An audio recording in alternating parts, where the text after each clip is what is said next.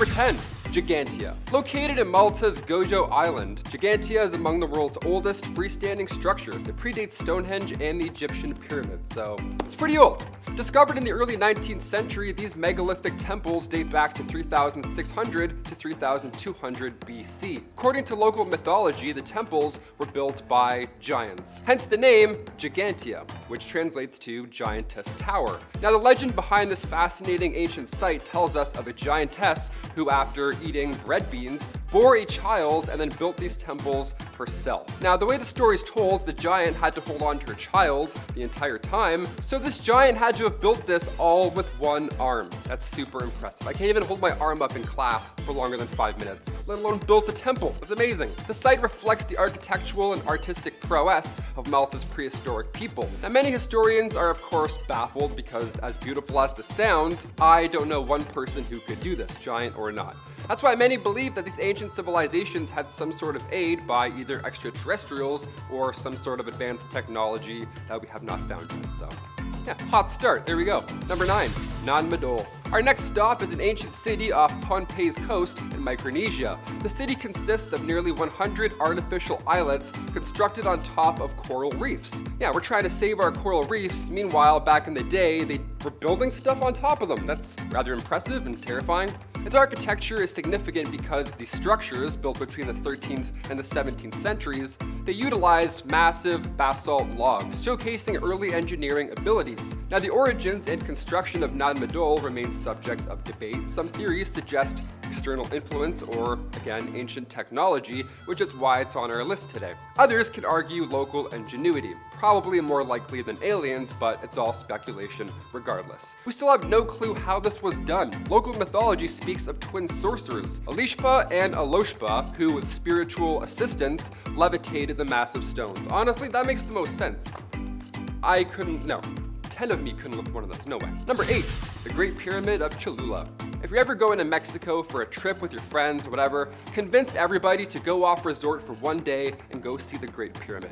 You could miss one pool party, all right? It's just one time. The Great Pyramid of Cholula is the largest pyramid in terms of volume. And yes, that means that it's even larger than Egypt's Great Pyramid of Giza. Now, the pyramid was believed to have been constructed in 4 stages, starting from the 3rd century BC. Its exact age remains debated. Historically, it was a religious and mythical center dedicated to the deity Quetzalcoatl. Now, over time, layers were added by following cultures, one on top of another, eventually being covered in vegetation entirely. Now, cut to the most recent times when the Spanish arrived. Instead of demolishing it, they built a church of Our Lady of Remedies on top. At this point, they were still unaware of the pyramid's full extent. Now, local legends suggest the pyramid was built by giants or gods. Another popular belief is that it holds a vast network of tunnels or a hidden chamber. So whoever's hiding in there, they buried themselves quite deep. It's not bad. We're never gonna find it. Number 7, cart ruts, Malta. Cart ruts in Malta are on a much smaller scale than the Great Pyramid, but these mysterious parallel groves found in limestone plateaus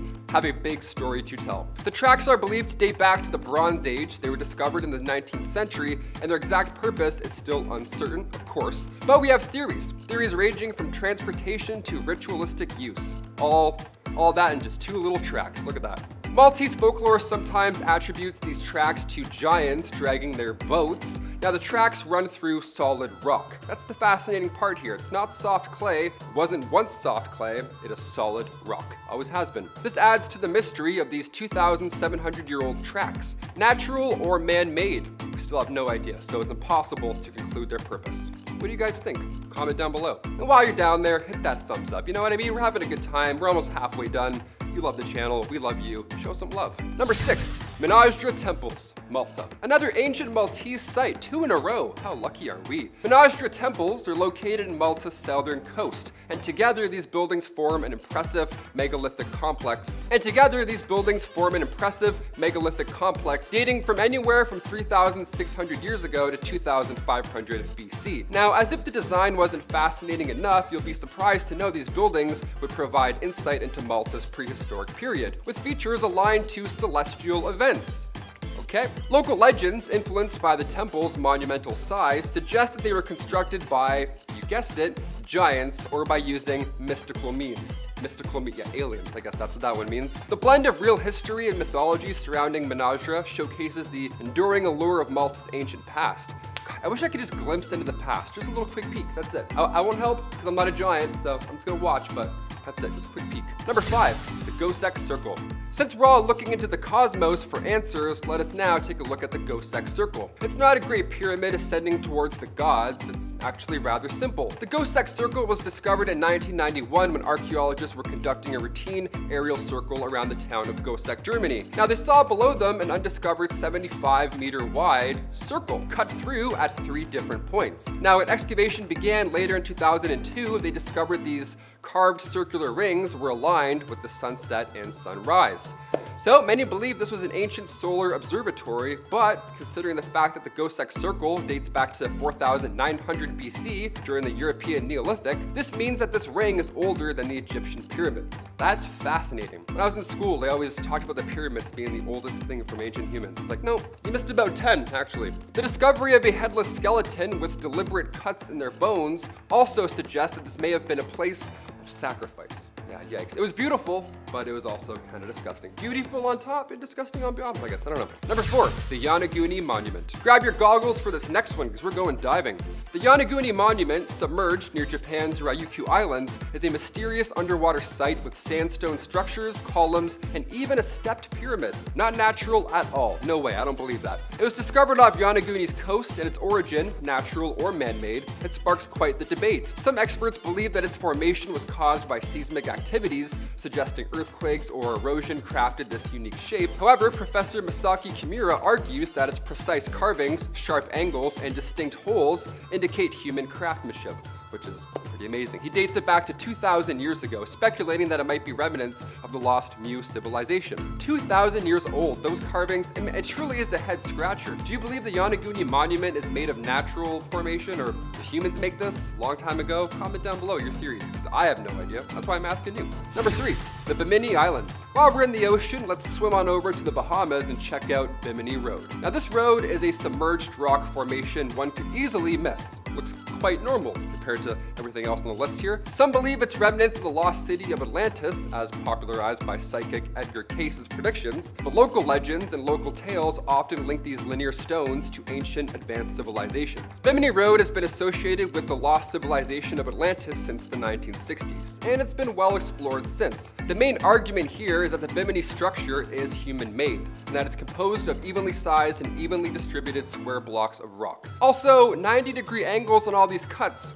Nature doesn't do that. Nature does not give you 90-degree angles. The blend of mythology and reality around Bimini Road and the fact that it's in the ocean, 3 for 3 right there. It has experts desperate for answers. Number 2, the Sajama Lines. The Sajama Lines were rediscovered in the 1930s in the Sajama Natural Park in Bolivia. Now, it's a massive network of straight lines and geometric shapes, and it's stretching over 20 kilometers over the surrounding landscape. This is our biggest one on the list. This looks like a crater on the moon almost. There's lines shooting out of it. It almost looks like some sort of ancient highway. I don't know. It's really hard to look at. Maybe I'm crazy, but we're at number 2, okay? Let's get weird for the last parts. Some experts believe that the Sajama Lines were used for astronomical observation as they are aligned with the movements of the sun, moon, and the stars. That's both impressive and terrifying, right? Is this like some UFO airport? What am I looking at right now? And finally, number 1, the Atakama Giant. We've been talking about giants all day.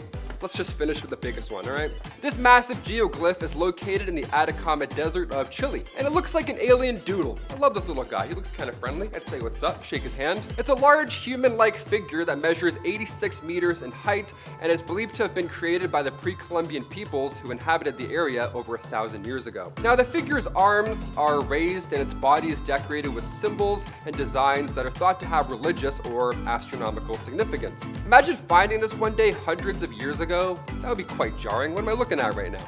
The purpose of this geoglyph, of course, remains a mystery. Giants, aliens, advanced technology, what do you guys think is happening? Who built all of these back in the day?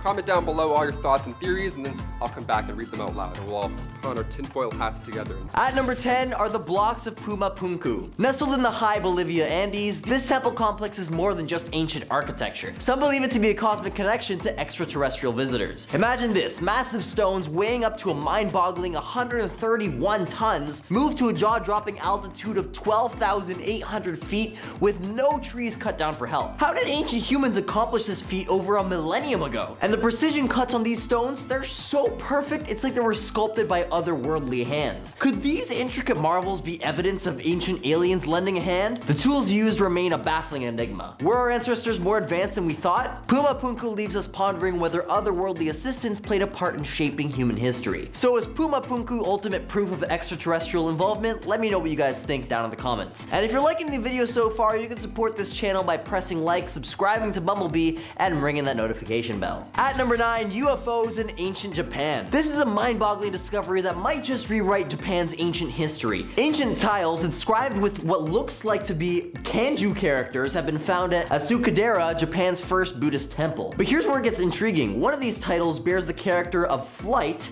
and also has an initial character Asuka in the temple's name. Coincidence, or is it a cosmic connection left by ancient aliens? And hold on, we've got more. Pyramid-like structures, unusual stones, an intricate star chart found in the Kitira tomb, featuring constellations of celestial movements unlike anything of its time. Is it possible that aliens could have shared their cosmic knowledge with our ancestors, shaping Japan's history and leaving behind astonishing evidence? Is it possible that we're looking at the fingerprints of ancient aliens in Japan's past? Feel free to hash it out down in the comments. At number 8 are the flying temples. The Vimana are ancient flying machines that might be evidence of ancient aliens. Imagine a world where high-tech aircraft roam the skies, but 4,000 years ago. Meet David W. Davenport, a researcher who connected the dots between scancer text and advanced technology. See, he hinted at ancient aircraft reconstruction of Vimana with clues hidden in the past. A city called Mohenjo-Daro was wiped out in an explosion that could have been nuclear. Davenport's work also points to a manual of aeronautics, the Vimanika Astrasha, describing electric motors and more. But language is a barrier. Imagine explaining smartphones to folks from the 18th century. They'd be baffled. See, Davenport faced the same challenge, decoding terms like gooseneck and whiskers. It's like a futuristic scholar trying to make us grasp their advanced tech using unfamiliar words. Could Vimanas be the link to ancient aliens? Well, the puzzle is complex, like deciphering ancient code. The truth might be out there waiting for us to connect the dots. At number 7, the robotic sentry in ancient India. Imagine robots guarding Buddha's relics in ancient India. A story that might sound like pure fantasy, but it's rooted in intriguing historical connections. Travel back with me to ancient Greece, where Homer first introduced the concept of automatrons. Now fast forward to the Hellenistic Alexandria, where engineers brought these ideas to life with real mechanical robots. Now let's journey to India. In a time of kings and innovation, Ajatasattu, a ruler known for his military inventions, safeguarded Buddha's precious remains using remarkable robot guards. These automaton defenders were predicted to watch over the relics until a future king spread them across the land. Hints of these robotic marvels also appear in Hindu and Buddhist texts, where they're described as whirling and slashing like wind, reminiscent of Ajatasattu's war chariots. The tale takes an even more intriguing turn as we explore connections between the East and the West. Now, could this possibly be evidence of ancient exchange of technology? Contracts between India and Greece during the King's era hint at potential cross-pollination of ideas. Greek ambassadors, inscriptions, and correspondence between the rulers suggest a web of connections that could have birthed this captivating legend. While we can't confirm whether robots truly guarded Buddha's relics, this story serves as a testament to the timeless link between human imagination and scientific exploration. At number 6 is the treasury at Petra. Built in the 1st century BC, this masterpiece stands as a baffling anomaly in architectural history. Its design, unlike anything in the region, hints at the possibility of ancient alien influence. It's a structure carved into the cliffs, defying norms of its era. Could it be that extraterrestrial architects lent their expertise? And what is its purpose? Well, it's a cosmic mystery. Could the treasury have served as a cosmic message or repository for advanced knowledge? As we admire this enigma, we're left wondering if the treasury Petra is not just some monument to human creativity, but a celestial connection to the unknown. At number 5 are the Dagu figurines. These enigmatic figurines with their distinctive large goggle-like eyes has puzzled scholars and raised an eyebrow or two. While mainstream thinking suggests that they're tied to religious and shamanic practices, let's take a moment to entertain a more out-of-this-world idea. Imagine a scenario where the Jaman people had contact with advanced extraterrestrial beings. These figurines might be artistic attempts to capture their appearance as a sort of cosmic selfie in clay. Those big eyes, they could resemble a stereotypical grays from UFO UFO lore. And the deliberate breaking of the figurines? What if it's a symbolic act, a way to communicate or release energy to those unworldly visitors? But of course, this is all speculative fun. The traditional explanation of these religious rituals holds merit. Still, it's fascinating to consider the possibility that these Dagu figurines could be a link to ancient alien encounters, an ancient mystery waiting to be unraveled. So whether you're a skeptic or explorer of the unknown, the Dagu figurines remain an intriguing enigma, inviting us to imagine the secrets they might hold. At number 4 is Lalibella's rock-hewn churches. First off, Ethiopia's long-standing Christianity is impressive, and these churches are a testament to that. But are we missing a more celestial connection? The meticulous design and cross-shaped windows, ventilation, and drainage seems almost as if the technology was way too advanced for their time. Now, the mainstream theory points to King Lalibela as the mastermind behind this architectural marvel. But the evidence is as thin as a whisper. An ancient tool that looks more like a farm implement than a rock carving instrument? It's a head scratcher. But here's the juicy bit. Some suggest that aliens could have lent a hand. Imagine extraterrestrial beings collaborating with the king, sharing their cosmic know-how, and with their help, these churches could have been carved out of the stone with ease. And let's not forget the locals' take. They're convinced that the king had a divine assist, an army of angels working overnight. Could this be a metaphor for advanced beings? At number 3, the Baltic Sea anomaly. A mushroom-like object rising from the seabed, covered in straight edges, construction lines, and even a mysterious staircase. It's like an underwater puzzle just waiting to be solved. This enigma sits at a depth of 300 feet with a circular shape about 60 meters in diameter and a tail stretching 400 meters. It caught the attention of explorers, scientists, and UFO enthusiasts alike. But here's where it gets really intriguing. Electronic equipment goes haywire near it. It's as if this anomaly disrupts the very laws of technology. Could this be evidence of ancient aliens? Some speculate that this might be a sunken UFO or a portal to another world. But there's more to the story. The Swedish diving team recorded footage of the runaway-like structure leading up to the object. And while experts debate its origins from ancient civilizations to shrunken submarines, one thing's for sure, the Baltic Sea mystery keeps us guessing. At number 2 is Nan Madal. Nan Madal is an abandoned megalithic city that defies our understanding of ancient capabilities. Over 100 artificial islands spread across a lagoon, held together by mortar, but by the precise placement and sheer weight of the colossal stone columns. Now here's the twist. According to local legends, gigantic birds were responsible for moving these massive stones. But let's peel back the layers of myth and uncover a more unconventional idea. What if these tales hint at the involvement of advanced beings, perhaps ancient aliens, who gifted our ancestors with knowledge and technology beyond their time? And at number 1, the Borobudur Temple. This ancient marvel nestled in Indonesia boasts an intricate design that has left historians and archaeologists scratching their heads. Constructed by the Shailendra dynasty in the 8th century, this colossal Buddhist temple is a testament to human skill and dedication. However, the sheer scale and complexity of this construction have led some to wonder, could there have been an extraterrestrial touch involved? Now here's the twist. The temple's original design was altered mid-construction due to fears of collapse. But what if this change wasn't just about stability? What if there was an extraterrestrial influence guiding those adjustments? Moreover, the temple's resemblance to Mandela, the symbol of cosmic harmony, raises intriguing questions. Could this be evidence of higher intelligence shaping its form? And let's not forget the over 500 statues adorning the temple, including an unfinished Buddha sculpture within the main stupa. Its origin remains shrouded in mystery, sparking speculation about celestial gifts. We're starting off the countdown with the familiar Nazca Lines. We've talked about them in some of our other alien videos as well as ancient art videos, so you may know what I'm referring to. These are the best known geoglyphs in the world and were made sometime between the 200 BC and 800 AD point. They're more than 800 feet long white line work etched into the Peruvian desert, the longest running straight for over a mile. They're alongside 300 some odd shapes and 70 figures and animals. The biggest shapes stretch nearly 1,200 feet across and are best viewed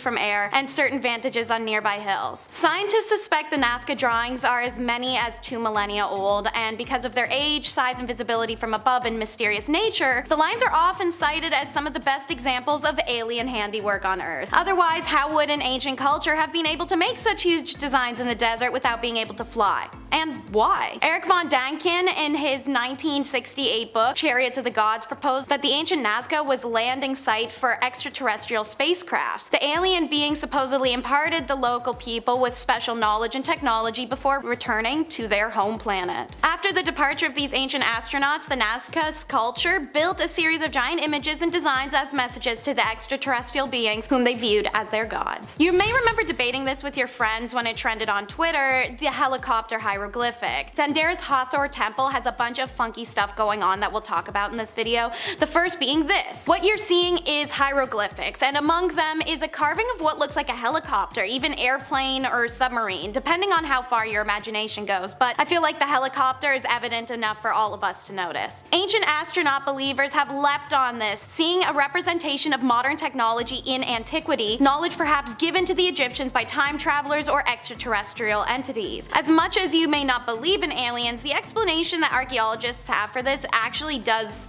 suck. They're trying to pitch things like hieroglyphics depicting modern technology as an example of pareidolia, our tendency to perceive a pattern and meaning that isn't actually there. Because predicting a helicopter specifically exactly how it would look to a T is just a normal pattern recognition stuff. Usually, pareidolia is perceiving a human face in the tree, not predicting a whole-scale invention. One viable argument, however, is in ancient Egypt it was common for hieroglyphics to be recarved over time, especially when a new pharaoh came into power. Digital imaging has shown that these carvings are overlaid, one original from the reign of Seti I and was remade for the reign of Ramses II. So archaeologists believe that the plaster used to cover the Seti I inscription eroded over time, which led to the appearance of a single combined image. What do you think? And while we're inside Dandera, watch your step because the melted stone staircase is here. Maybe not necessarily a hieroglyphic or a petroglyph, but it's altered stone and people associated with aliens, so it fits my parameters, make it work for yours. This is the Temple of Hathor. Look at that beauty. This site in Dandera is an option for travelers who want to take a honeymoon somewhere unexpected. Intricate figures and finely carved hieroglyphics haven't lost their charm over the years on young lovers. Now this is one of the staircases that leads out to the roof of the iconic Temple of Hathor at Dandera. It's built in pure granite and sandstone during the Ptolemaic rule around 300 BC. Yet the stone steps appear to be melted, and it's hard to imagine what could have managed to melt solid stone steps, seeing as the temperature needed to melt solid marble is 1,339 Celsius. It is believed that some of Dandera was built over another pre-existing site, as we know the priest would use this staircase to access the shrine of Hathor on the temple roof. The images on the walls on either side of this passageway even depict the line of priests who are carrying offerings up this shrine. Ancient alien believers theorize that the temple roofs were used to communicate with aliens that Egyptians worshipped as gods, and it could also be the reason that the stairs are melted. Perhaps it's the result of an alien landing or technology. Maybe the temple was built on a powerful alien site and the melted action is a result of that, or of an alien device once stored in this mighty and godly temple. Who knows? A break from Dandera before we revisit its light. Let's talk about the Topak Maze, an archaeological site located south of Interstate 40 near Needles, California. And while it's hypothesized to be a geoglyph, the purpose, age, and creators of the lines are highly disputed. A 1978 study by Arda Demheisnel proposed that the lines were prehistoric and had some sort of religious or ceremonial significance to the native Mojave people, and the modern Mojave people believe that this maze is a part of a spiritual portal to the next life where bad souls get lost and good souls find their portal to the afterlife. Early experts believe that the warriors returning from battle would also run through the maze, leaving any bad spirits behind in it. Regardless as to why it was created, the magnitude and magnificence of this geoglyph can't be disputed. How long this geoglyph will be able to withstand the elements is unknown, and how it has for an approximate 600 years is also unknown. What is known is the long-standing belief of the power and correlation of the site with souls of the dead. Many people have pilgrimaged over to the site in hopes of spiritual relief. This has inspired theories of alien involvement in the creation of the Mass Lines maze and its effect on a person being alien technology. The Bly Intaglios are sisters, not twins, with the Nazca Lines. Located about 4 hours from Los Angeles in the city of Blythe, the Blythe Intaglios are the most well-known of over 200 of them in the Colorado desert. That's right, we got a desert full of doodles, and it's the only known desert intaglios in North America. And while pictographs such as mountain lions, birds, snakes, and geometrics are strewn all over this desert, the human figures are only found near the Colorado River. The largest of the etchings is over 170 feet in length. These figures are so immense that many of them were not observed by non-natives until the 1930s, as they're best seen from air, so if you didn't pay attention to the ground as you were walking, it was easy to miss them if you aren't looking for them. Nobody knows what the figures represent, but they have some theories, and you can read about them on the plaques next to each fenced-in area if you visit the site. Many of the engravings are believed to date from the prehistoric period, but their age and identity of their creators are still uncertain, even as local indigenous clans have not claimed the making of the site, but some have claimed claim to use them for ancestral worship. The biggest mystery still remains how they made the giant works of art in the first place without being able to check their work from overhead. The correlation of the Nazca Lines and the Bly Intiglios is natural for alien enthusiasts in the way that pyramids can be connected. There are once again theories of alien landing pads or dedications, and thanks to aliens above from humans below via artwork. And back to Hathor Temple for Dendera Light. And it's not even actually a light, so major punk with that one. It's actually a stone depiction of what's potentially a light, located in a long underground passageway directly beneath the main temple that is completely covered in carvings. According to Egyptologists, the bulb-like structure represents the womb of Nut, the goddess of the sky, which is also a common depiction of the night. It's been a major source of controversy in Egyptian history since many fringe historians interpret the depiction as evidence of a modern lighting system, similar in appearance to a Crookes tube. Supporters of this theory claim that electrical light would give an explanation to the absence of lamp-black deposits in many discovered tombs in Egypt. The Dendera light is often used in similar context as the Baghdad battery in the assumption that ancient cultures were much more advanced than we believe today. Naturally, this opens the doors for conspiracy involving aliens, as it's often assumed that ancient civilizations found technological advancements through their intervention. There is a mainstream explanation from Egyptologists that makes the most sense and collaborates with other transcriptions in the temple, but we want irrational alien theories, so we're gonna ignore that and move on to the Atakama Desert geoglyphs. Suck it, Nazca Lines, because these glyphs are monstrous, covering 150 plus square kilometers compared to Nazca's only 250 square kilometers. However, there are similarities outside of their whopping size difference, so maybe I'm speaking too soon. Both Nazca and these Atacama glyphs had multiple symbolic or ritual purposes, but the Atacama glyphs also had a vital role in the transportation network connecting great South American civilizations. Using artifacts and stylistic characters, archaeologists believe the earliest was first constructed between 600 and 1500 AD. The widely varied geoglyphs are in geometric, animal, and human forms and are in about 50 different types. Some geoglyphs are found in isolation, some are in panels up to 50 figures. The most frequent type of geoglyph is geometric forms such as circles, circles with dots, rectangles, crosses, arrows, parallel lines, all sorts of stuff. This Atacama Desert is known for alien association of all kind. In 2018, a tiny alien skeleton found here pretty much broke the internet. It was actually technically found in 2002. There's the Blood Red Lagoon, mummies that are older than the ones in Egypt, and some of the world's clearest stargazing can be done here. Another alien associated part of Atacama is the Atakama Giant. I wanted to talk about it separately because it deserves its own attention. It's the largest Atacama Desert carving, 390 feet tall and carved into a hillside. It's undoubtedly alien in appearance. It is the largest prehistoric anthropomorphic. It has been suggested that the petroglyph represents a shaman, spiritual figure, or deity, but there is little evidence to corroborate these claims. Scientists think that the Atacama Giant was likely an astronomical guide, as the lines that stretch off of the figure's head predict the movements of the moon and can be used to map the changing of seasons. By knowing this, the day, crop cycle, and weather patterns, they could determine a lot. Or, as some believe, perhaps it really is a depiction of the alien who created it or them. Several of them represent enigmatic anthropomorphic figures with elongated or ovular heads along with geometric patterns. Personally,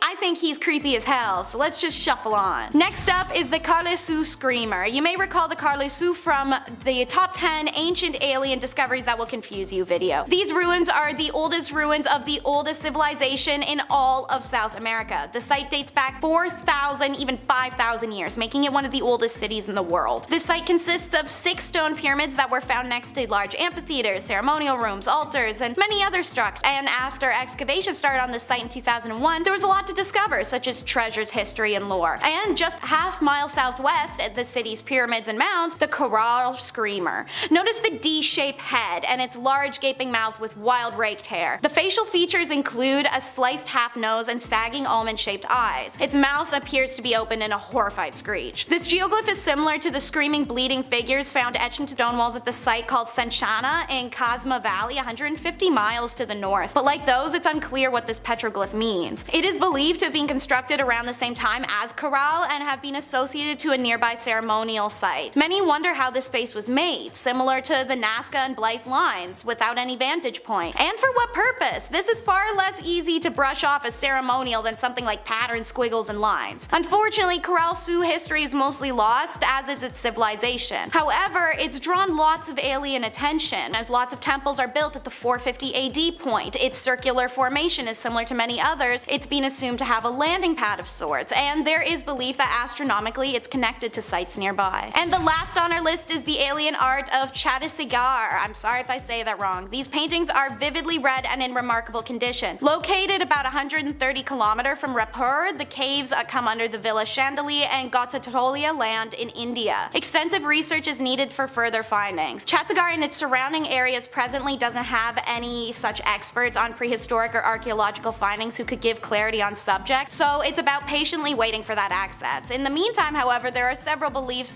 about paintings among locals in the villages. While a few worship the paintings, others narrate stories that they've heard from ancestors about Rohilla people, aka the small-sized ones, who used to land from the sky in a round-shaped flying object and take away one or two persons of the village who never returned. Could be onto something. There is a cave painting depicting a craft with fan-like antenna and 3 legs for a vehicle stand, but that could just be a coincidence. The paintings are done in natural colors and the paints have hardly faded despite the years. The strangely carved figures are seen holding weapon-like objects and don't have clear features, oftentimes missing a nose and mouth. Some pictures it appears that the people are even wearing a form of spacesuit, to which archaeologist J.R. Bagart replies, "We can't refute the possibility of imagination by prehistoric men. Humans usually fancy such things." He continues to say that art depictions are similar to that of aliens seen in Hollywood and Bollywood, adding that the findings suggest that humans in prehistoric times may have seen or imagined things from other planets, which creates curiosity among the peoples and the researchers. Number 10.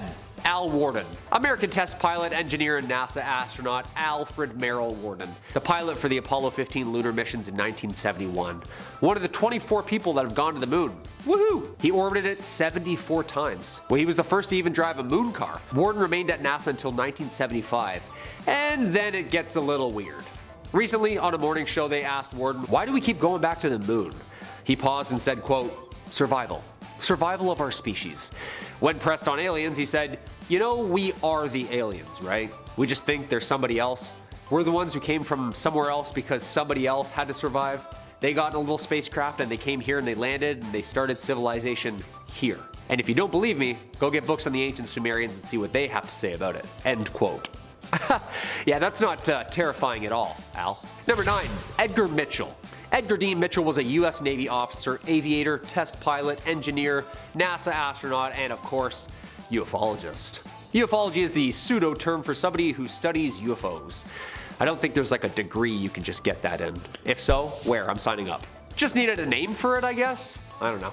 The lunar module pilot of Apollo 14 in 1971, guy clocked 9 hours working on the moon. He was the 6th person to walk on the moon as well. Mitchell publicly expressed his opinions that he was sure that there were thousands of UFOs recorded since the early 1940s, apparently belonging to other planets. Thousands of them. NBC conducted an interview in 1996. He talked about meeting with officials from 3 different countries who said that they had met ETs in person. Quote, "The evidence for alien contact is very strong and classified by governments who are covering up visitations and the existence of alien bodies, specifically in places like Roswell, New Mexico." Sorry, do you mind if I just see his credentials one more time? Thank you so much. Number 8. James McDivitt. James Alton McDivitt is an American test pilot, Air Force pilot, engineer, and NASA astronaut who flew both in the Gemini and Apollo programs.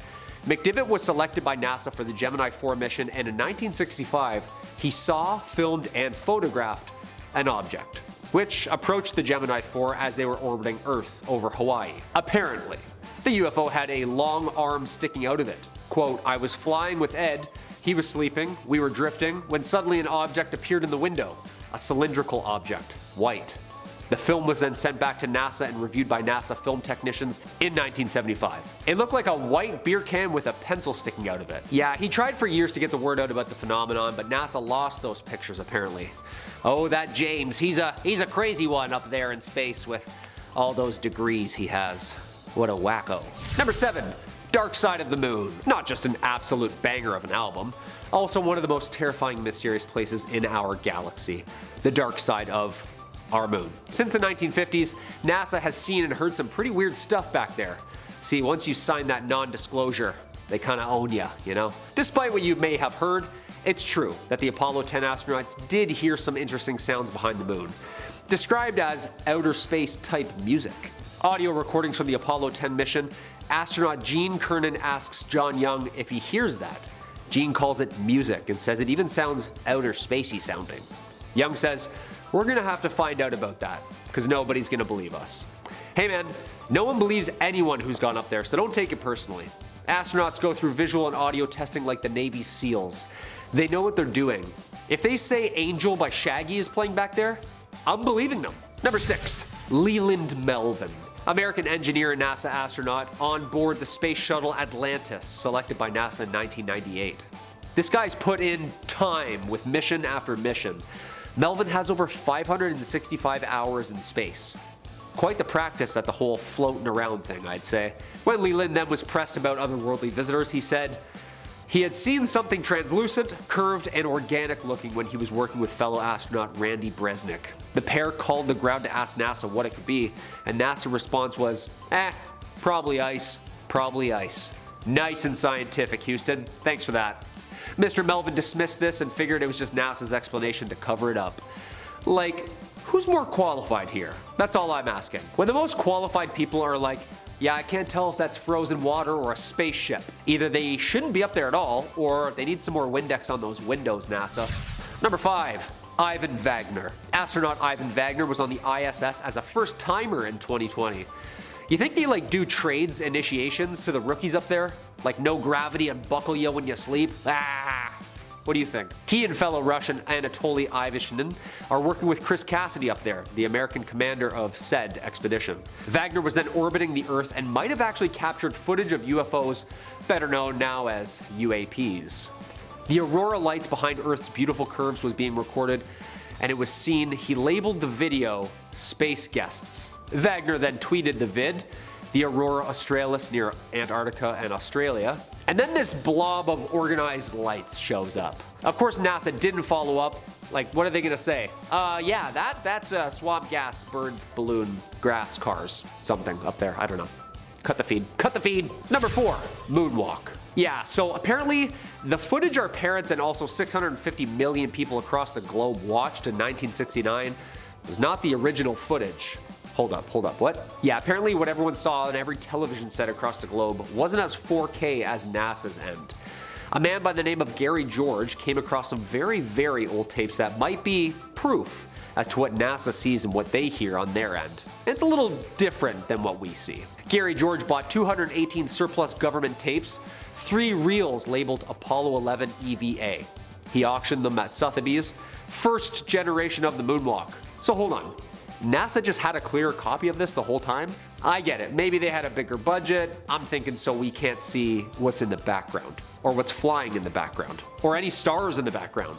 Yeah, I just wonder how long it's gonna take before Robert Bigelow or Tom DeLonge get their hands on that. Hey mom, there's something in the background, guys, pay attention. Number 3, Gordon Cooper. Leroy Gordon Cooper Jr. was an American engineer, test pilot, US Air Force pilot, and the youngest of the 7 original astronauts in Project Mercury. You know the pictures, it's the old school tinfoil suits. 1963, Cooper piloted the longest and last Mercury spaceflight, Mercury Atlas 9. 34 hours in space.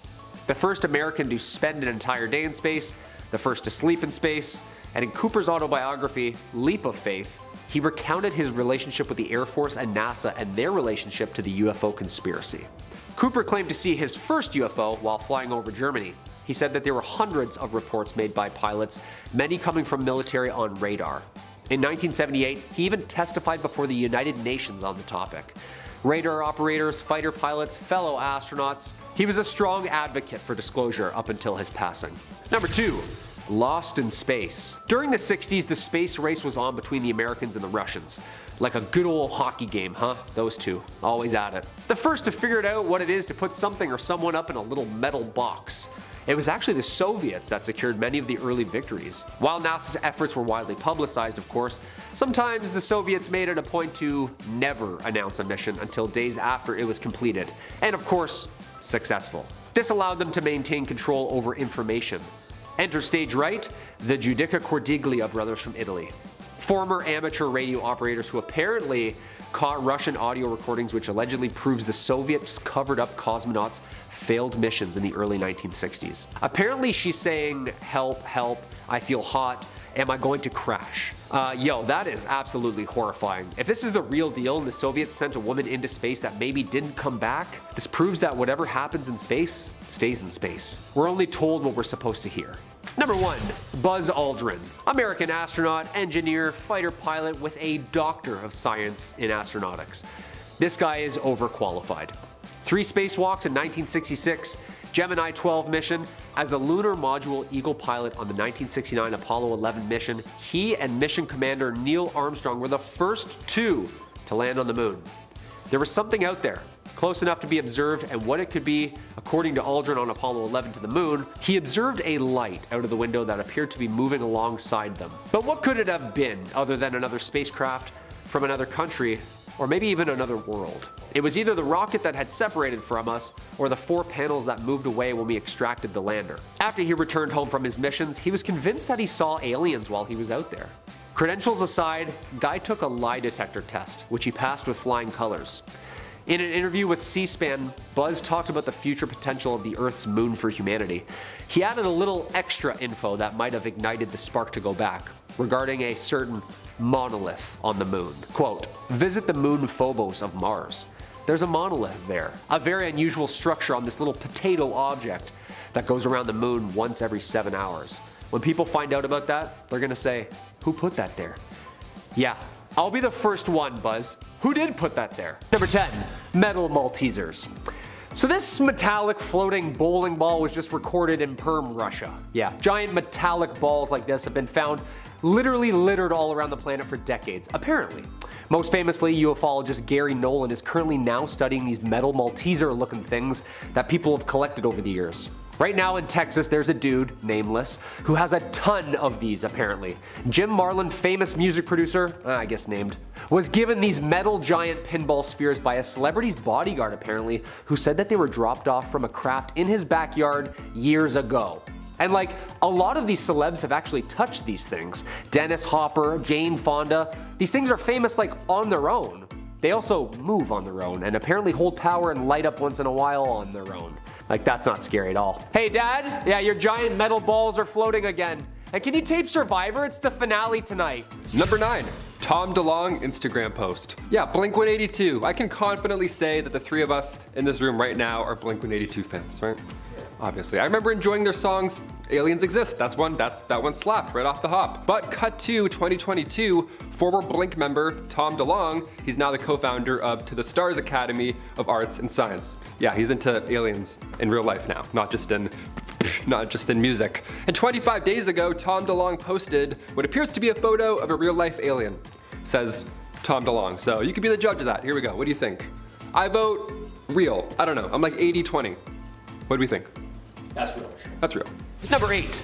Tic Tacs. Ah yes, the classic declassified Tic Tac shaped UAPs.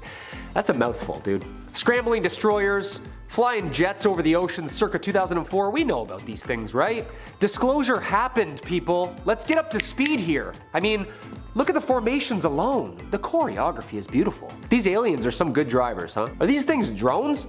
I feel like we just figured drones out like in the last 20 years. Some of these videos are from like the 1700s, so like, what the hell's going on here? What are they doing over the water too? We haven't explored what, like 80% of our oceans? I say we get some GoPros down there, huh? A little drain the ocean action? There's gotta be like some sort of octopus species that likes free diving or snorkeling or something, you know?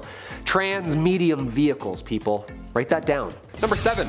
Parked alien. Okay, when I first opened this link, I jumped. So just a heads up, you got a creepy alien face coming in 3, 2, 1. Bah, there it is. It's silly, it's scary. I'm not really sure how I feel about this one, but either way, it definitely looks real. Reddit users claim since this photo hasn't been fully debunked, it can still be held up for debate.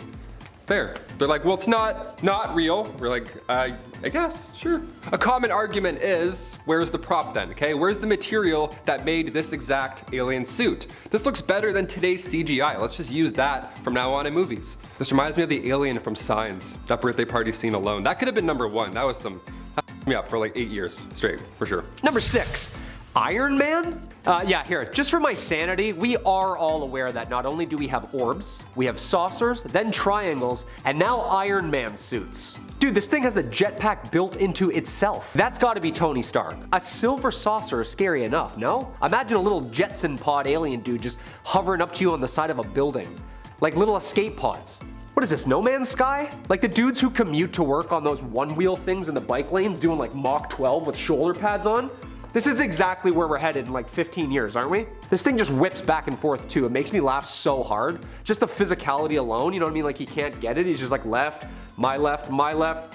Sorry, right, right, right. Number 5, driveway alien. Doorbell cam footage gave homeowner Vivian Gomez quite the shock on June 2nd, 2019. Yeah, she looked and saw maybe an alien. We're not sure yet. What is that? Is that a person? A thing? I have no idea. I also love how unsure he is at first, like which direction he's going. If that's an alien, he has no idea where he is. He just had a rough night. He's like left, right, either way. I'm pumped. Let's do it. Like he's like, yeah, eastbound, westbound. Where's my planet? Is it this one? He's like dapping himself up on the way out. Whatever happened in that house, probably great. He probably got to like third base and he's like, he's ready, man. I don't know, fake or not, I hope aliens move like this. But he's got sea legs. He's not used to our gravity, clearly. He has no idea what he's doing. A little stronger than the moon. Number 4, MUFON. Just shot over Houston, Texas. Dude, is this thing a giant floating Christmas tree ornament or a Halo ship? Cause like, what am I looking at here, you know? Dude, stuff like this freaks me out, cause like, as humans, we think we've seen everything and understand. And then you see like a new light up squid and you're like, oh, that makes my brain feel weird. Like when I don't know what I'm looking at and things are just like weird colors and different shapes, I just panic, you know? I feel like I'm losing grips on reality. Also, this thing is a MUFON case, which stands for Mutual Unidentified Flying Object Network. It's like 50 countries all working together, sending each other videos like this. It looks like some sort of glittery anomaly. See, I'm quick to say spaceship, but then again, I just saw Nope over the weekend and like, yeah, I don't really know anything anymore. This could be a creature or a body or a projection. It's 2022. I don't know. Number 3, Dave Foley. Canadian comedy icon, Dave Foley. Yeah, we're talking about him for a little bit. Let's do it. So when the Kids in the Hall star took to Twitter only a couple of months ago, he caught the attention of all of his followers, including I, Mr. Alien Guy on YouTube. Foley tweeted, quote, "After years of interest in the UFOs without ever seeing anything, I saw something." Insane. I also imagine he tweeted this in his Bugs Life voice. That's just what I do for me personally. "This is a drawing of what I saw. I was with a friend who I'll let decide if he wants to be attached to this. It moved silently at great speed, hovered, and pulsated with light." End quote. Now, this ship does look a lot like what we've seen in past reports, so who knows? Maybe Dave actually saw a UFO. Sorry, UAP. I have a big alien guy looking at me. He's like, it's UAP. I'm like, UAP, you got it. Sorry, man. That's old school. So who knows? Maybe he actually saw a real life entity. Maybe these aliens are fans of Bugs Life. Maybe they just loved Kids in the Hall. Maybe they wanted an autograph. I don't know. Number 2, tea saucers. So apparently 2 of the editors from Titanic, have publicly made a comment saying that this video right here, if it was fake, would be very, very hard to do. They did the Titanic, dude. At first I was like, yeah, this is so fake. It looks like the intergalactic Beastie Boys music video. I was like, what? It looks so fake. It looks like the 1902 Trip to the Moon movie, like the black and white video. You know, the one with the guy's face in the moon is just like splat. Like the rocket ship crashes into his face. Like cheesy, right? Cheesy. Like a saucer on a string over a model building type thing cheesy. Nope. Apparently this one has experts stumped. Taken in 1997 in Las Lomas, Mexico. Always Mexico, dude. They have the craziest sightings. Look, it looks fake, but when people who edit stuff every day in the movies are like, yeah, we don't know how to do that yet. That's when it gets really scary. Number 1, 2021 flyby. It's odd because we obviously joke and have a good time on this channel, especially when talking about aliens, of course. It's a nice change than, you know, King Henry and, cutting heads off. It's nice. We like to take a break. But for our number 1 spot on today's list, look at me. Look how serious this guy is right now, right? I'm cocking my head to the left, I'm squinting at nothing. That's how you know it's real. I could tell anybody bad news with this face right here, and I'm here to tell you today on Bumblebee that we are not alone. Aliens do exist. They came out with this vertical portrait mode video. That's how you know it's real, when it's filmed like a World Star video. And the video itself is quite short, and that's because it's taken in the cockpit of a plane that is currently flying at high speeds, at very high altitudes. But it appears to be passing a metallic sphere.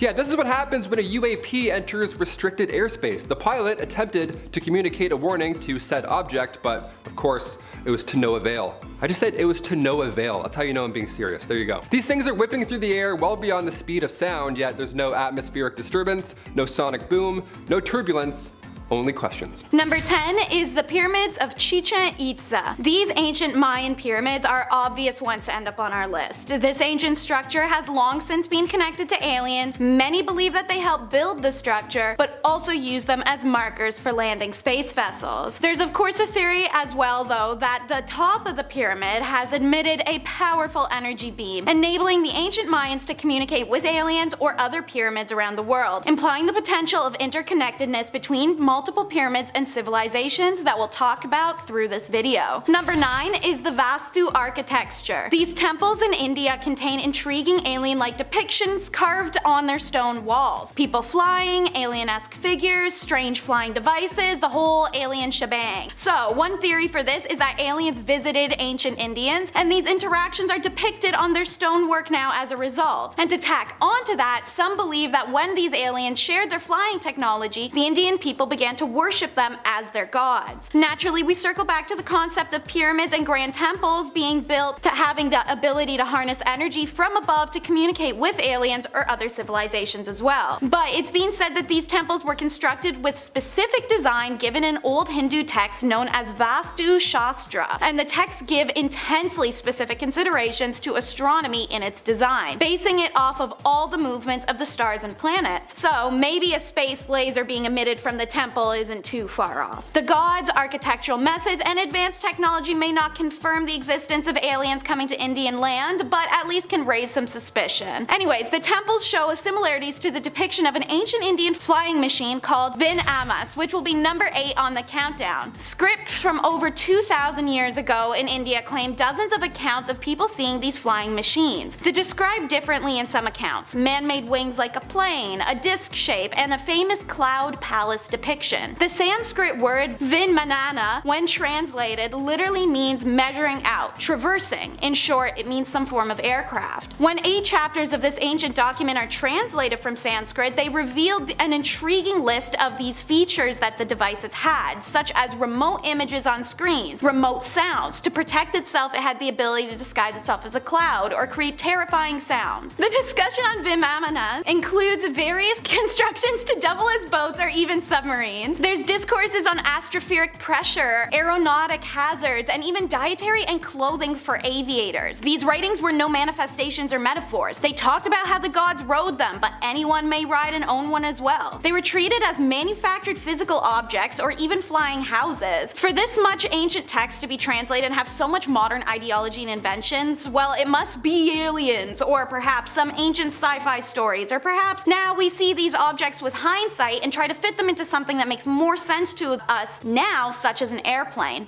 But they're just anything but, and we'll never know. Number 7 is Stonehenge, another you should know to expect to see on this list. Now, I won't bring up things like the Easter heads since we have sufficient evidence of human craft, but Stonehenge? On the table, so let's dive in. The Circle of Stone sits in the countryside of Salisbury, and it comes from the Neolithic period, which was the final division of the Stone Age. They stand alone, a vast meadow sprawling for miles around it. Having visited Stonehenge myself, I can tell you that you have the choice of a 20-minute walk or a 5-minute shuttle ride. The energy is very void, as if the air is free of static and just doesn't seem to move. I'm not trying to be dramatic, but it does truly feel unearthly. These stones weigh an average of 50 tons and are over 8 feet in height. They seemingly dropped into their ring, no rhyme or reason in their placement, at least to Swiss author Eric von Däniken, who suggests that they may be a model of the solar system that doubled as an alien landing pad. How Stonehenge is assembled is unknown to us. There's no documentation, no other ruins, no artifacts. There's genuinely nothing but these stones, some of which were somehow lifted feet upwards and placed horizontally on others. There's no way to know what it means either, but what we do know is that the stones are somehow perfectly aligned with solstices and eclipses, suggesting that the builders did know astrological charts and were able to keep an eye on the heavens. That's if they didn't come from them. Number 6 is interplanetary, but still alien to us, hieroglyphics on Mars. We've always talked about and conspired about aliens visiting us in ancient civilizations here on Earth, but what if they visited elsewhere? Or we have. Ooh, sorry, that's ghosts, not aliens.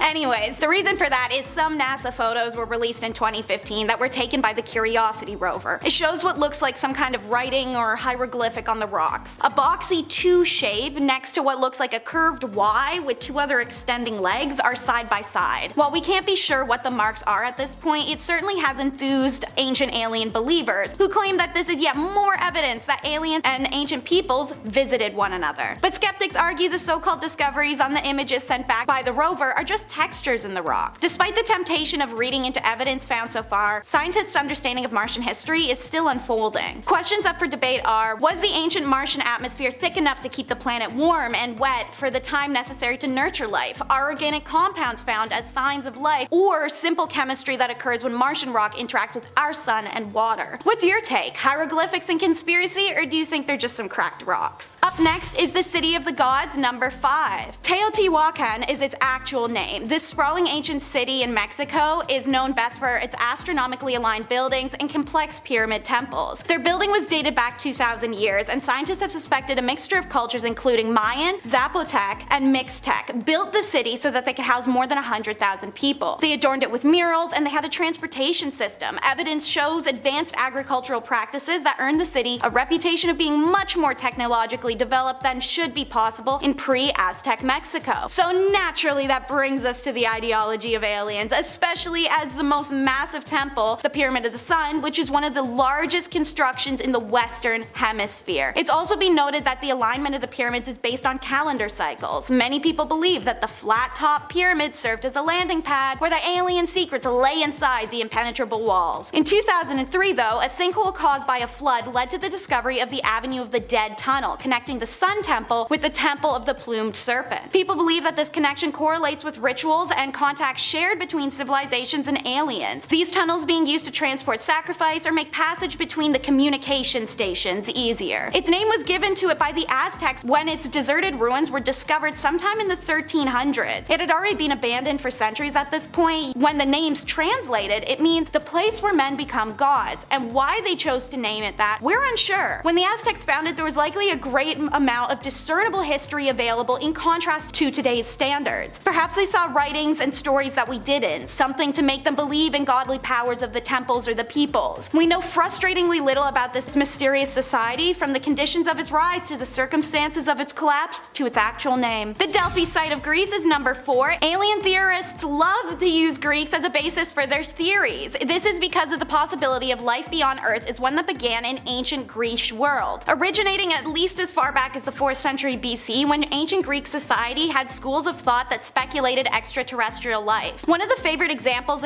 is Delphi, Greece, where the stone masonry is eerily similar to that of Sacsayhuamán in Peru, which is believed to be a site of alien intervention. This was also the famous site of the Oracle of Delphi, a prophetic woman who would reside in the temple of Parnassus. She was rumored to have sat on a golden tripod over a fissure in limestone where she could breathe in the breath of Apollo and communicate with invisible forces. What she was breathing in, we aren't sure. According to toxologist Henry Spiller, both of the ways an oracle's vision would occur, either peaceful and slow or erratic and barely legible, are symptoms associated with inhalation of hydrocarbon gases, aka she could have just been zooted. But with the architecture as a star, alienologists jumped to say that this perhaps too could have truly been alien communication. The oracle was said to be possessed by Apollo in order to be asked prophetic questions about upcoming war, political actions, theories of life, and more. What if it wasn't Apollo, but rather she was channeling alien messages through an unconscious state, that the fissure had been a beam of alien power going into her? Maybe that explains why Delphi, Greece is considered one of the 3 major UFO sighting hotbeds in Greece. In fact, on June 3rd of 2012, this picture was taken and posted on a UFO forum, claiming the image to contain a UFO. What do you think, faux or fact? It's CaRu Screamer at number 3. And despite its significance now, the importance of this site wasn't determined until decades after its discovery. Hilariously, this is because of the sheer size and complexity of it deceived scholars, and many believe that the site was more recent, so they left it largely ignored. It's in 1994, Ruth Shady was studying the site. She realized the lack of pottery wasn't because of the recency, the site was just dated before the advent of pot firing technology. Radiocarbon dating on some of the woven bags found inside the pyramid confirmed that CaRu Screamer were the locus of some of the earliest population concentrations and corporate architecture in South America, dating somewhere around 2600 BC, which upended history's well-established timeline, pushing it back 4600 or more years. Now since then, other Notre Chico sites have been found that date several hundred years earlier, but at the same time CaRu Screamer was being built, so was the ziggurats in Mesopotamia and the step pyramids of Egypt, all incredibly similar structures. Ancient astronaut theorists believed that they could be profoundly connected, especially following the theory of ancient buildings such as these that tend to average around the 4500 age range. But the largest mystery of Coral Soup remains why it was abandoned so suddenly after thousands of years of inhabitation. There's no concrete evidence indicating a single event like an earthquake or large flood that ended this occupation. Number 2 is the Nazca Lines. These are a little more famous, so you may be familiar. They lay 320 kilometers southeast of Lima, and they cover a total length of 1,300 kilometers of high and dry plateau. They're seemingly at random. Joining them are 300 geometric shapes and 70 figures of animals, including a spider, a monkey, a hummingbird, and a bizarre alien man figure. The biggest shapes stretch nearly 1,200 feet across and are best viewed from the air. Scientists suspect that the Nazca drawings are as many as 2 millennia old, and because of their age, size, and visibility from above, and mysterious nature, the lines are often cited as one of the best examples of alien handiwork on Earth. I mean, how would an ancient culture have been able to make such huge designs in the desert without being able to fly? And why? The longest of the lines run straight as an arrow for miles, so some believe it would have acted as a landing strip. Perhaps the art was meant to be gifts of appreciation to the aliens so they may look down at them from above. So how did the ancients manage to create such a precise etchings from the ground without being able to fly? The only theoretical way is that people could have flown in the air at this time is with the form of a hot air balloon, as suggested by American explorer Jim Woodman. But we don't know for sure, so the Nazca Lines remain a fascinating enigma. But the explanation for how the Nazca Lines were physically created is quite simple. They're called geoglyphs. These enigmatic designs are made by removing the top rust-colored layer of rocks and exposing the bright white sand underneath. And for number 1, let's investigate the Sardinian Giant. The Mediterranean's most important archaeological discovery of the 20th century was a complete accident and also unearthed a creepy conspiracy. When farmers are plowing their fields in 1974 in central Cabras, they hit something. That something turned out to be 5,000 fragments that underwent a painstaking and lengthy reconstruction process to form gigantic statues. 16 boxers, 6 archers, and 6 warriors. This colossal army of 26 statues has a height of 8 feet 2 inches and weigh an average of 880 pounds each. Each figure was carved from one limestone block alone. They have highly stylized features such as triangular faces, T-shaped eyebrows and noses, and their most distinctive features are their eyes. They're represented by large round circles that stare straight ahead and right into your soul. I imagine if they weren't built to be intimidating, they were anyways. Every photo I've seen feels like they see through you. This is one of the aspects that give the statues an alien look, fueling alternative theories about the ancient astronauts. What is certain is that the giants are surrounded by an aura of legend since their discovery, as they belong to the mysterious Nuraghic civilization, which very little is known of. The lands of Sardinia are also dotted with their tombs, which are called tombs of giants. Why? Because they're huge! The burial chambers are 65 to 98 feet in length and 7 to 10 feet deep, and according to the various inhabitants of nearby cities, very large bones were found in the countryside surrounding their village. Some claim that they belong to men up to 11 feet tall. Legendary painter Muscus himself found the remains of a giant skeleton in a cave in 1972, when he was still a child, and made one of these claims himself. Interviewed repeatedly by journalists, locals stand by that any giant skeletons that have shown up or been shown to authorities or the experts when they are found almost always disappeared into thin air the next day. Sometimes so did the finder. Starting off in our number 10 spot, we have organic material. Just this morning we received a huge announcement from NASA. Of course, many of us are at least in some way familiar with the Perseverance rover that is currently on Mars digging around in the soil, and recently this rover has been searching at the site of an ancient river delta, trying to find any clues that might give us insight into the past lives of the planet. Well, that sweet little rover has made its most important discovery to date. A few recently collected samples have been confirmed to include organic matter. This means that the Jezero crater, which likely was once the home to a lake that the delta emptied into, well, it would have potentially had a habitable environment about 3.5 billion years ago. These organic molecules are supremely important because they represent the building blocks of life, like carbon, hydrogen, and oxygen, and while this discovery doesn't just flat out confirm the past existence of life on the planet, it is one of the strongest clues we've ever received, which is absolutely unbelievable. In our number 9 spot today, we have the mysterious beam. Before I dive into this one, guys, please don't forget to hit that thumbs up button if you're enjoying this video so far. It does really help us out. Pretty recently, scientists explained that they captured a mysterious beam of energy that was coming from the star that is the closest known star to the sun, Proxima Centauri. This star is small and low mass and is located about 4.2 light years away from us. The thing about this star is that it has one rocky exoplanet that is 17% larger than Earth in its habitable zone, which would make liquid water a possibility on the planet. This planet's habitability has been disputed throughout the years, but this signal could be a sign that it may be even more habitable than any of us know. Scientists explained that the signal shifted while it was being observed, which mimicked the shift caused by the movement of a planet. They're taking extra precautions to figure out what exactly caused this shift in case it was some sort of a mundane source, but it will of course take some time to figure out, but it's all very exciting. In our number 8 spot today we have Europa. One of Jupiter's moons, called Europa, has a red tinge to it, and in 2001 NASA scientists revealed that it's possible that alien microbes might be responsible for this red color. The surface of this moon is mostly ice, but it has been shown that it reflects infrared radiation in a really bizarre way. This means that something is binding it together, but researchers haven't been able to come up with the correct combination of elements and compounds to make the data that they have make sense. There are some bacteria on Earth that can thrive in extreme conditions and that also have that red and brown color, which could potentially be responsible for the color on this moon. The surface temperature might be too cold for them to survive, but the warmer interior might be where they are located. Some geological activity on the moon could then push them closer to the surface, where they are then flash frozen in place. In our number 7 spot today we have cyanobacteria. For around 2 decades, Dr. Richard Hoover has been studying meteorites that were found in Antarctica, and in 2011 he claimed that he and his team had found evidence of ancient bacteria from colonies that thrived on comets, moons, and other planets. The astrobiologist said they were able to make this discovery through the use of the most advanced microscanning technology in the entire world. Dr. Hoover sliced open these meteorites and discovered what they call the remains of cyanobacteria, also known as blue-green algae. This type of algae is said to have a unique quality and the ability to thrive even in some of the harshest conditions, which is necessary when talking about surviving the extreme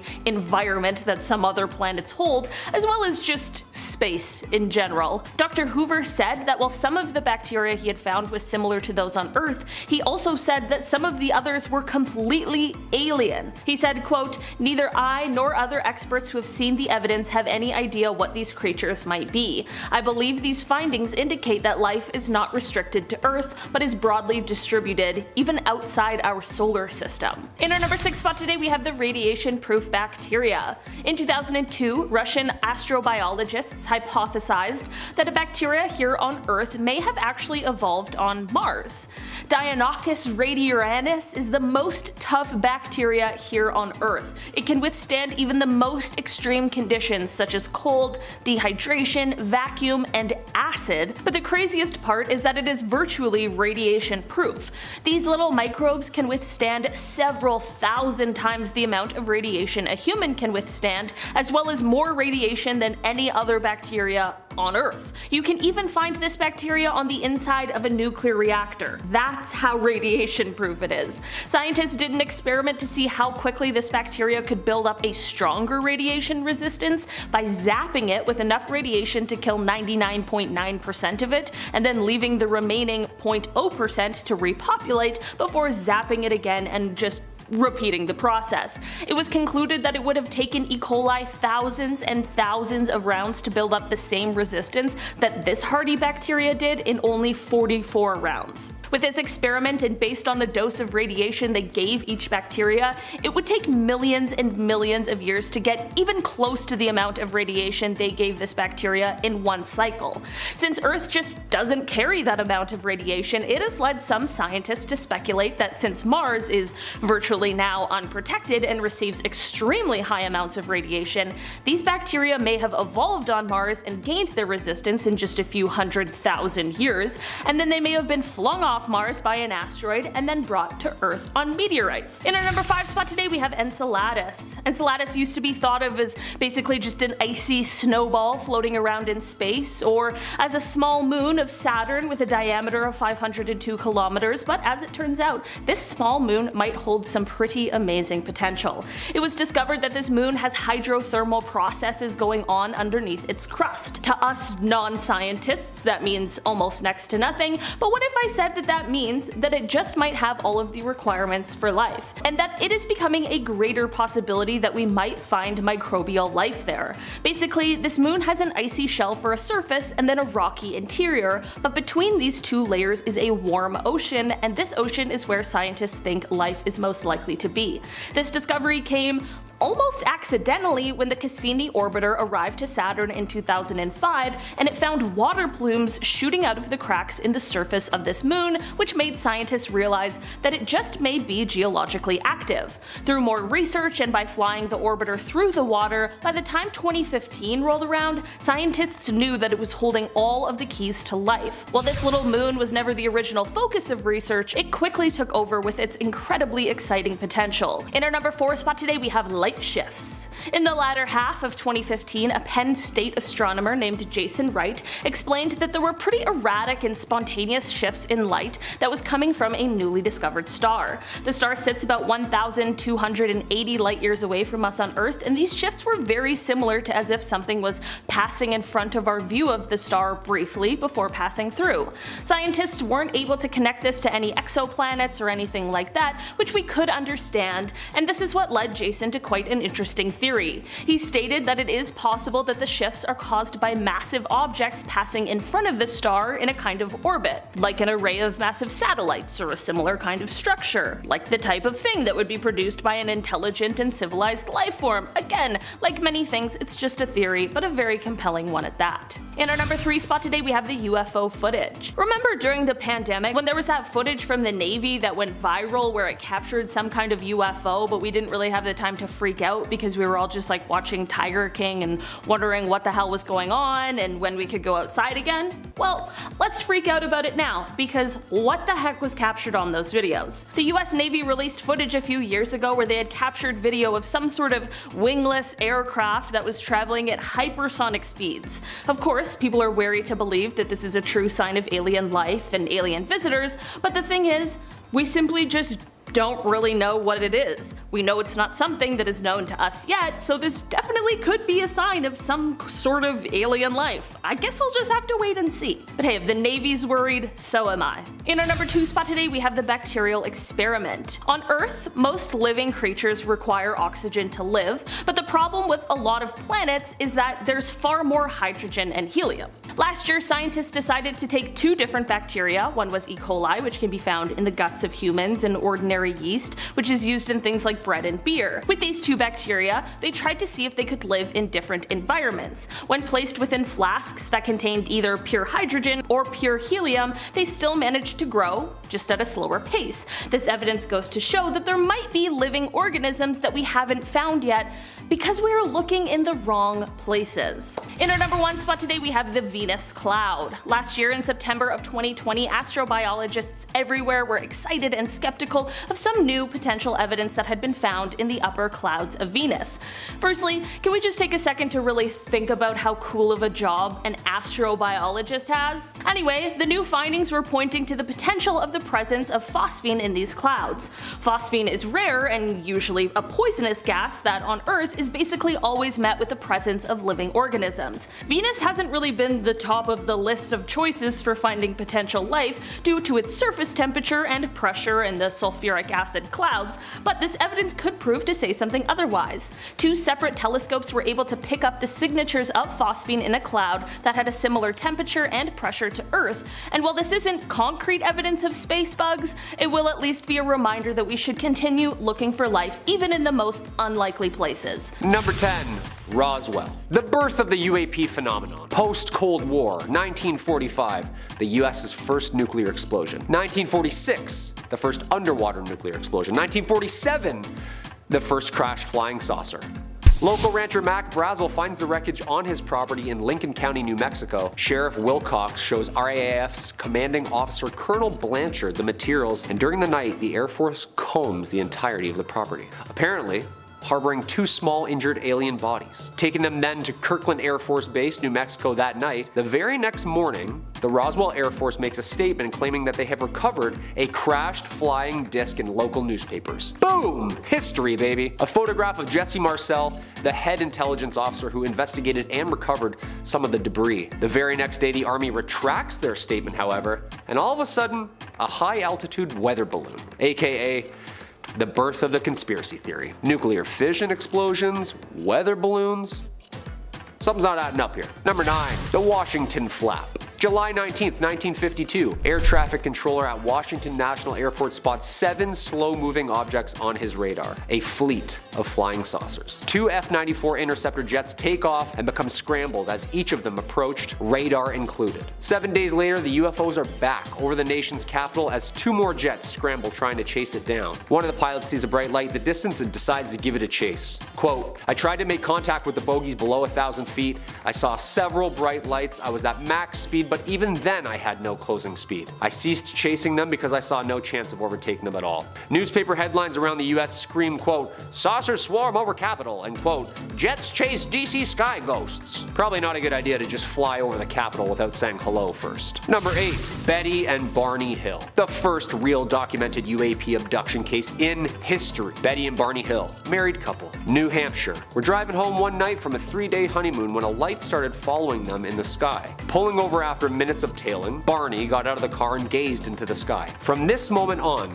the couple say 2 hours were lost. Betty's dress ripped, Barney's shoes scuffled, and both their watches 2 hours behind. Thinking nothing of it, they both reached home confused, and after weeks of no sleep, the couple reached out to a psychic researcher who could help them, and under hypnosis, the couple made some terrifying claims. They both, on separate occasions, claimed that they were separately walked into a large metal disc by small gray beings, and continued to operate and experiment on the couple on board. Blood taken, bodies examined, and both of them downloaded an understanding of a star system called Zeta Reticuli. The Hills stuck to their story for the remainder of their lives and remains one of the first and crucial American accounts of alien abduction. Number 7. Area 51. This secret base in the Nevada desert acts as the US's military hub for spatial engineering, maybe even some reverse engineering. The area is named after the geological grid of the desert. Groom Lake, Dreamland, this place has tons of nicknames. The area gained notoriety in the early 90s when numerous claims that workers had worked on alien aircraft and even heard of harboring alien creatures underground. The entire premises is fenced off with signs saying "No photography allowed.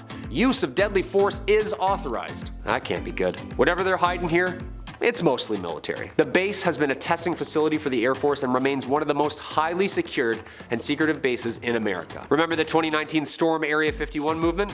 Yeah, no one got him. Even the famous Bob Lazar has claimed he was an employee here. What do you think? Number 6. Travis Walton. The horrifying abduction of local Arizona forester Travis Walton. Some of us know the name from the movie Fire in the Sky, based on this exact case and filmed in 1993. On November 5th, 1975, Walton and a number of others from the logging crew were working with timber in the Apache Sitgreaves National Forest. While riding in a truck with 6 of his coworkers, they allegedly encountered a saucer-shaped object hovering about 100 feet away, making a high-pitched buzz. Walton exited the truck and ran over curious. A beam of light then appeared from the craft and blasted him unconscious. The other 6 men were terrified and drove away before returning moments later in a panic to a now vanished Travis. Walton claims that he woke up in a hospital room observed by 3 short bald creatures. He fought with them until a more human-looking figure led him down another room where he then blacked out. Walton claimed that he remembers nothing else until he found himself awake, walking alone a highway 5 days later naked, clueless of what had just happened. It's terrifying. Number 5. Rendlesham Forest. The Roswell of the UK. Boxing Day.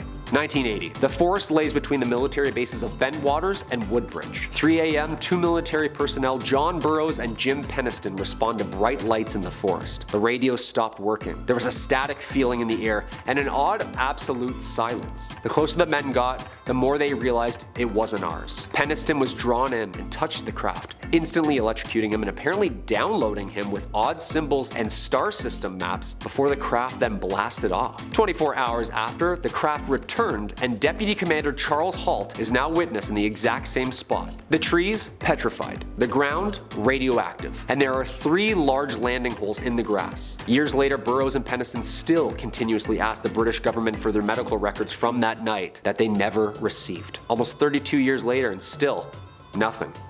Creepy. Number 4. Zimbabwe children. In 1996, a mass sighting was witnessed by an entire school in broad daylight in Rua, Zimbabwe, Africa. More than 150 students and staff were present. There have been tons of documentaries surrounding this case. Face to face, arm's length with the craft and beings, the children, who are now mostly in their 30s and 40s, are still convinced. More than 100 students can still remember what they claim to be telepathic warnings from the creatures surrounding our use of technology and the hazards it has on our planet. Drawings, first-hand interviews, and the weirdest part, all the same story. Same description of the craft, same description of the beings. Director and writer James Fox documents this infamous interaction in his 2020 documentary called The Phenomenon. If you haven't seen this, check it out. I'm telling you, it's worth it. Number 3. Skinwalker Ranch. 500 acres on this land in Ballard, Utah, the most bizarre spot on Earth. Skinwalker, getting its name from the first Navajo people's word for an evil spirit that inhabits the human form. The reports start in the 30s with the Myers, then the Shermans in the 90s.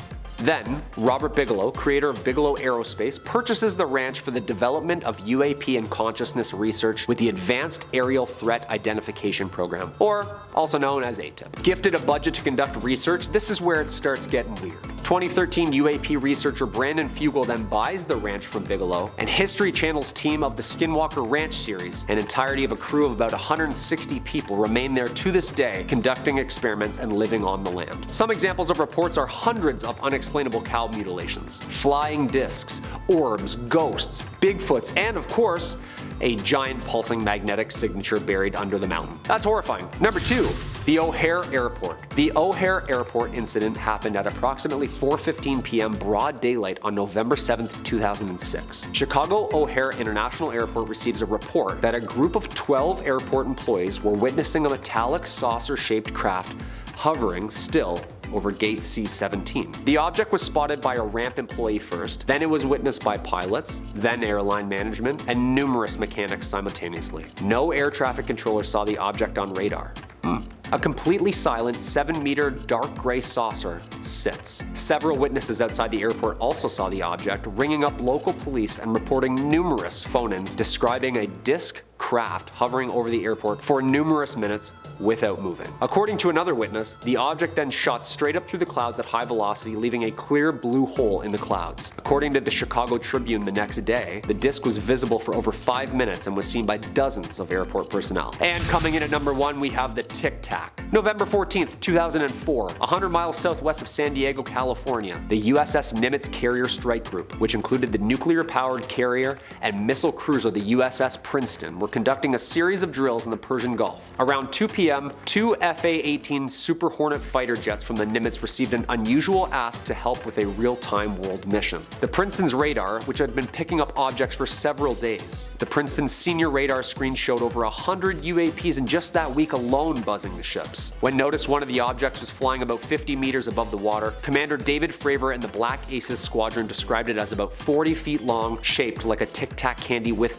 zero means of propulsion. Fravor decided to intercept the object at this point, and the object started copying the jet's maneuvers. Impossible by physics standards today. After engaging the UAPs, they vanished, and the strike group remained active, confused, and awaiting disclosure. Yeah, I'd say this encounter is the absolute best proof we have to this day. Kicking off the list at number 10, KV-55. Located in the Valley of the Kings in Egypt, Tomb 55, otherwise known as KV-55, was found by Edward Arden back in 1907. It was discovered right next to King Tut's tomb, and the reason we call this tomb by a number rather than name is because we really don't know who was inside it yet. Even the walls outside of the tomb, they aren't covered with any hieroglyphs to tip us off or give us any hints. It's just bare, which is kind of eerie. As you walk down the 20 steps towards KV-55, you'll notice markings on the entrance, markings that show that the entrance was widened since it was first cut, along with its ceilings being raised higher. So whatever was in there needed the room. The only hint as to who was buried remains on the walls. One hieroglyph remains, and it was discovered in 1907, and it translates to "the evil one that shall not live again."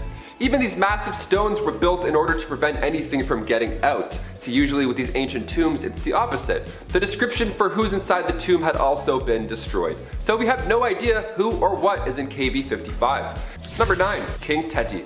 The Pyramid of Teti was built for the first ruler of the 6th dynasty, and while it's not flashy or massive as these other pyramids, the insides contain the oldest writing in the religious world. Pretty insane. Now these texts go back to 2400 BC, way back when we used, BBM. The pyramid texts were specifically written so that this King Teti could ascend to the heavens after his death. There are spells and incantations meant to free the king's soul and arrive in the cosmos, more specifically for Teti to become a star in the sky and then join Osiris and Orion in the God Squad. There's even instructions on how to preserve the body and travel to said heavens. World's oldest instruction manual for the win. Number 8. Queen Nefertiti. After a scan was done on King Tut's tomb, there were cracks found on the north and earth walls. East, Taylor, east, not earth. There were cracks found on the north and east side walls, so we believe that this is a secret passageway to Queen Nefertiti, the ruler during the 14th century BC, and also wife to King Tut. Queen Nefertiti's parents are also still unknown to this day, so that adds to it. And with ancient texts depicting that these kings and queens would leave Earth and then later return, perhaps they are both descendants of extraterrestrials. And this flying sun disk that they worshipped was not the sun, but rather a winged alien ancestor. Number 7. Dozer. For this one, we're looking into some bull worshipping, so grab your red scarves and start waving them around. Just north of the step pyramid of the Pharaoh Djoser, archaeologist August Marionette discovered this site in 1851. The Serapeum is a temple dedicated to the Egyptian deity Serapis, a combination of Osiris and Apis in human form. Now, this was a large burial ground for the Apis bulls. They were basically these bulls that were said to be sacred, and after their death, they would become immortal. Remember that, that's important. Today at Saqqara, there's this massive vault. It's 382 yards long and it's carved out of sandstone bedrock. It's massive, and along the sides of them are 24 chambers, each with sarcophagus carved out of a single chunk of granite. Now inside these boxes were animal remains, just bones and all. But back then in those times, you weren't allowed to break up any bodies. That was a no-go. You had to mummify them. So how are these tombs built, first of all, so perfectly, weighing over 80 tons, and where do these bones come from? Perhaps these are the remains of the Apis bull. After all, that's the inspiration for the Minotaurs, so maybe alien ancestors looked a lot more jacked than we may think. Number 6. Dung beetles. This one isn't exactly a pharaoh at all, but it's too good to leave out, especially if we're talking about aliens here. It's important. Dung beetles, also known as scarabs, are the only species in the entire world that follows the Milky Way. Think about that for a second. Let's talk about it. Some animals follow the sun. Turtles sprint to the ocean the second they're born to avoid getting plucked up by birds. Now these insects would follow the line of the Milky Way and then roll their towards it. Literally, their poop, they would roll it towards the skies, which is insane. Symbols of these beetles are seen all over, either in hieroglyphics or even in movies. Their presence is known. Near the sacred lake at the Temple of Karnak, there's a massive scarab monument. And there's even a legend still to this day behind said statue that if you walk around it 9 times, you would find health, wealth, and love. And you'd also probably be a little bit dizzy. The scarab is there to represent the god Khepri, which at the time Egyptians believed was the sun as well. Also known as the scarab-faced god, which terrifying when you imagine that. Are these bugs just trying to get home into space to their bug alien master? Why does he need so much poop? Whatever DIY project they're working on in the Milky Way probably doesn't smell too good. Number 5. Lord Nefertiti. For this next piece of evidence, we'll be directing our focus to the land down under.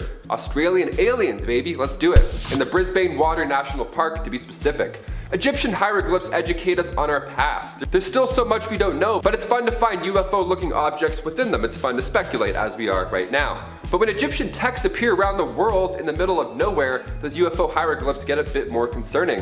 Like the Gosford glyphs, for example. Discovered in the 1970s at Karyong, there's around 300 engravings spread over 2 sandstone walls. The hieroglyphs are strikingly similar to that of Egypt's. There's birds, even the markings of a scarab, which are those Milky Way poop pushers that I just talked about earlier.